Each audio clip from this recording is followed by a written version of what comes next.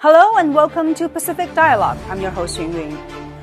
What happened and is happening in Hong Kong is heartbreaking. The cherished right of freedom of expression and demonstration has been abused to carry out violent acts against the government and police. These actions require orchestration, leadership, and most importantly, money. So where are these coming from? So Hong Kong is a very strategic place for many of us.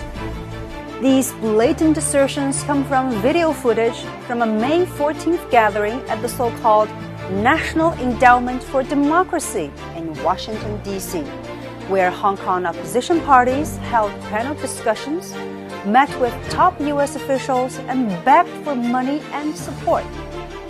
Their trip must have been very successful because, coincidentally enough, violent demonstrations in Hong Kong began shortly thereafter.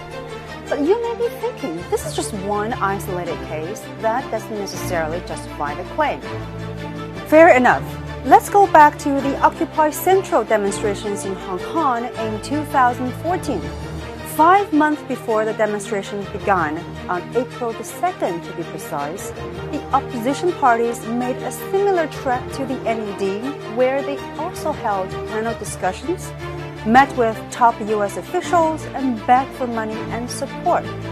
I'm hoping you can connect the dots. At that time in 2015 and 16 and 17, I think every year I asked you, what can we do for you? What can we do for you?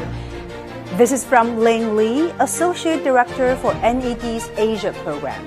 I think it's safe to say the U.S. never hesitates to jump on an opportunity, especially when it smells blood and there is a chance to destabilize China.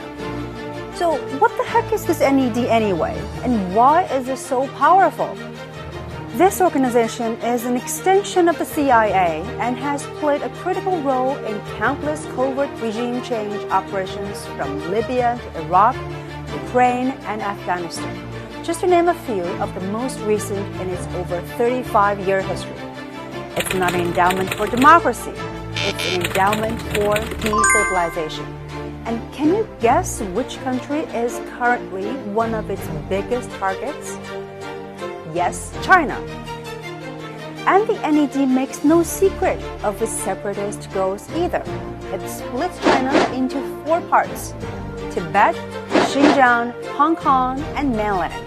Public NED data showed $6.5 million was generously thrown at dissidents, separatists, and extremists in China in 2018.